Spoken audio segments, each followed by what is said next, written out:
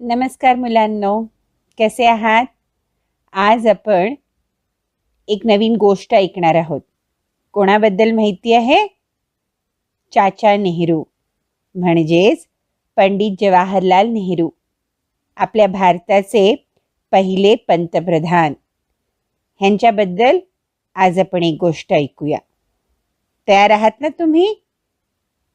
मुलांनो, तुम्ही सर्व घरीच असाल, घरातूनच शाळा अटेंड करत असाल, ऑनलाईनवर घरातूनच अभ्यास करत असाल, कुठेच बाहेर गेला नसाल, आपल्या आईवडिलांबरोबर कोणाच्याच घरी कुठेही जायची आता आपल्याला परवानगी नाही आहे, हो ना?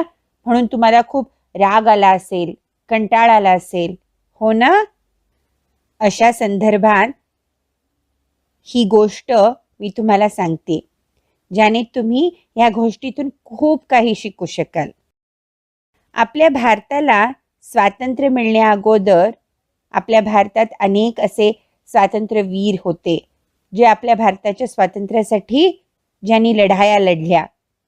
अशा वेळेस ब्रिटिश सरकारने अशा कित्येक जणांना, कित्येक फ्रीडम फायटर्स म्हणा किंवा आपल्या स्वातंत्र्यासाठी लढणाऱ्या सगळ्या सैनिकांना तुरुंगात टाकलं होतं, त्यांना कैद केलं होतं. आणि 1-2 दिवसासाठी नव्हे तर कितीतरी वर्षांसाठी. आणि ही लोक आपल्या कुटुंबापासून, आपल्या नातेवाईकांपासून, आपल्या घरातल्या सगळ्या लोकांपासून दूर तुरुंगात एकटेच राहायचे. तुम्हाला माहिती आहे ते कसे राहायचे? अनेक स्वातंत्र्य सैनिकांनी कित्येक वर्ष आपल्या कुटुंबापासून लांब तुरुंगात अनेक वर्ष काढली. कसे काढलं असेल, त्यांनी हे सगळं कसं केलं असेल? चाचा नेहरू म्हणजेच पंडित जवाहरलाल नेहरू ह्यांनी आपल्या तुरुंगातला प्रवास आपल्या ऑटोबायोग्राफीमध्ये लिहिलेला आहे. ऑटोबायोग्राफी म्हणजे काय? तर आत्मचरित्र, आत्मकथा म्हणजे स्वतःच्या जीवनात जे काही घडलंय ते लिहिणं, त्याच्यावर एक पुस्तक लिहिणं, तीच आत्मकथा किंवा आत्मचरित्र. ह्याला इंग्लिशमध्ये ऑटोबायोग्राफी असं म्हणतात. त्यांनी स्वतःच्या जीवनावर, त्यांनी तुरुंगात असलेला काळ कसा घालवला ह्यावर स्वतःच्या आत्मचरित्रात सगळं काही लिहिलेलं आहे. तुम्ही जेव्हा मोठे व्हाल ना, तेव्हा त्यांच्या जीवनावरची ही आत्मकथा किंवा आत्मचरित्र तुम्ही नक्की वाचा. त्यामुळे तुम्हाला पुष्कळ काही कळेल. स्वातंत्र्य सैनिक कसे लढले, आपल्या देशाला स्वातंत्र्य मिळवण्यासाठी त्यांनी किती कष्ट घेतले, हे सगळं तुम्हाला त्यातून नक्की शिकायला मिळेल. आता आपण आपल्या गोष्टीकडे वळूया. मी तुम्हाला अगोदर सांगितल्याप्रमाणे चाचा नेहरू देखील तुरुंगात होते. तुरुंगात ह्या सैनिकांना अतिशय छोट्या छोट्या कोठडीत त्यांना डांबून ठेवण्यात आलं होतं. प्रत्येकदा असं व्हायचं, कित्येकदा असं व्हायचं की बाजूच्या कोठडीत काय चाललंय हे ह्या कोठडीतल्या लोकांना कळायचं नाही. बाहेर जग कसं आहे हे त्यांना काहीच कळायचं नाही, काही दिसायचं नाही.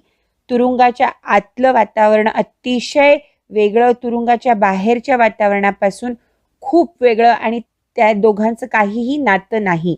आतून बाहेरचं काहीही दिसायचं नाही किंवा बाहेरच्या कोणत्याही गोष्टीशी काहीही त्यांचा संबंध नाही. अशा वेळेला चाचा नेहरूंना खूप राग यायचा. कोणावर? तर ब्रिटिशांवर. त्यांनी स्वतःच्याच देशात त्यांना कोंडून ठेवलं होतं. प्रत्येक गोष्टीचा त्यांना राग यायचा, त्यांची चिडचिड व्हायची. अशा वेळेला कधीकधी काही नियमित अशा लोकांना भेटायची परवानगी असायची. चाचा नेहरू नेहमी ह्या गोष्टींसाठी वाट बघायचे. कोण येते आपल्याला भेटायला, कधी येणार, ह्या गोष्टीची नेहमी ते वाट बघत असायचे. एकदा चाचा नेहरूंची बहीण आणि त्यांची मुलं, बहिणींची मुलं त्यांना भेटायला तुरुंगात आली. त्यांना खूप आनंद झाला. नेहमी काय व्हायचं, जेव्हाही चाचा नेहरू त्यांच्या बहिणीच्या मुलांना भेटायचे, मुख्य म्हणजे बहिणीच्या मुलीला भेटायचे, ती नेहमी येऊन त्यांच्या अंगावर चढून त्यांच्या खांद्यावर बसायची. ह्यावेळी देखील असंच झालं. तुरुंगात जेव्हा ती लोक आली त्यांना भेटायला, तिला खूप आनंद झाला आणि भेटल्यानंतर लगेच ती चाचा नेहरूंच्या खांद्यावर जाऊन बसली. हे पाहून चाचा नेहरू यांना दुःख झालं आणि आनंद देखील झाला. त्यांच्या डोळ्यातून अश्रू वाहायला लागले, कारण इतकं प्रेम पुष्कळ दिवसातून त्यांच्यावर कोणीच दाखवलं नव्हतं. हे प्रेम पाहून त्यांना राहवलं नाही. हळूहळू तुरुंगात असताना चाचा नेहरू आपल्या आजूबाजूला असलेल्या सगळ्या गोष्टींकडे लक्ष द्यायला त्यांनी सुरुवात केली. पाहायला लागले आजूबाजू काय आहे, कधी कुठे कचरा असेल ते बघणं, वटवाघुळं होती तिथे, ज्याला इंग्लिशमध्ये बॅट्स म्हणतात, ते बघणं आणि ह्या सगळ्या गोष्टींची नोंद ते आपल्याकडे असणाऱ्या एका छोट्या डायरीत करत होते. तुरुंगाच्या आजूबाजूला पुष्कळ खारुताई होत्या. त्यांना नेहमी वाटायचं की चाचा नेहरू यांचं शरीर एक झाड आहे आणि त्यातले काही खारुताई यायची आणि त्यांच्या अंगावर चढायची. हे सगळं ते बघायचे. त्यांना आश्चर्य व्हायचं आणि कुठे त्यांना गुदगुली झाली आणि ते थोडे हलले की त्या खारुताईंना अतिशय आश्चर्य व्हायचं आणि लगेच निघून जायच्या. अगोदर त्यांना वाटायचं की चाचा नेहरू यांचं शरीर एक झाड आहे म्हणून ते आरामात त्यांच्या शरीरावर चढायच्या आणि जेव्हा ते हलायला लागलं की ते घाबरायच्या खारुताई आणि तिथून निघून जायच्या. तिथे खूप मैना देखील होत्या. मैना पक्षी माहिती आहे ना तुम्हाला? आणि ह्या पक्ष्यांचं नेहमी तिथे येणं जाणं असायचं. त्यांच्या कोठडीच्या आजूबाजूला त्या येऊन बसायच्या.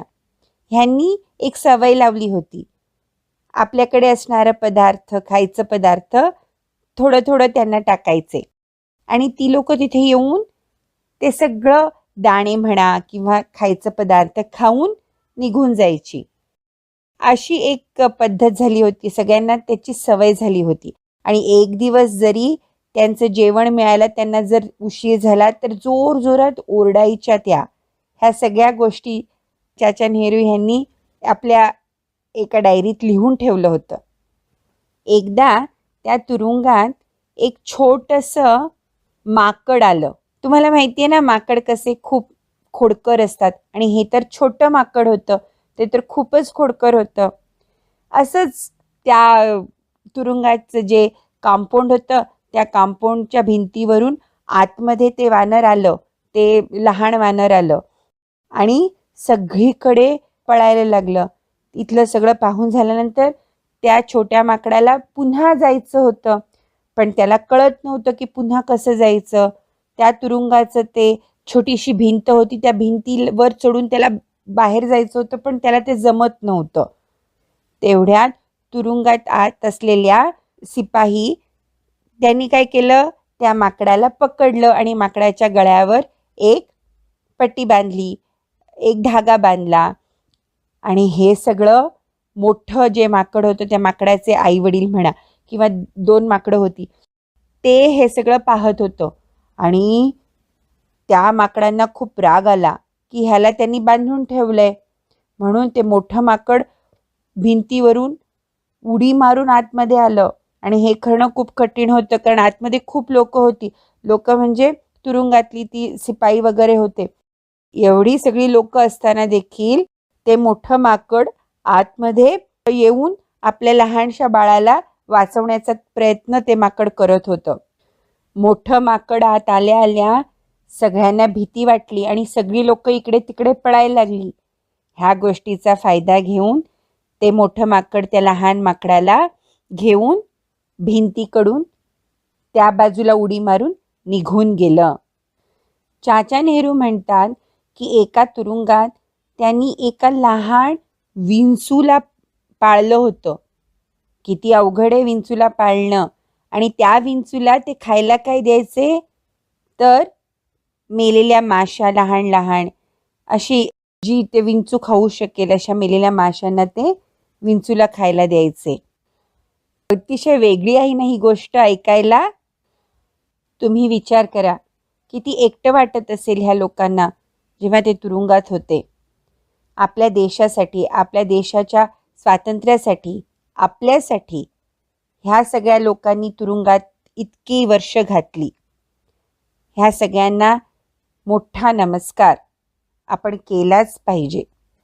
अशा ह्या करोनाच्या लॉकडाऊन काळामध्ये आपण नेहमी कंप्लेंट करत असतो की आपल्याला कुठे बाहेर जाता येत नाही.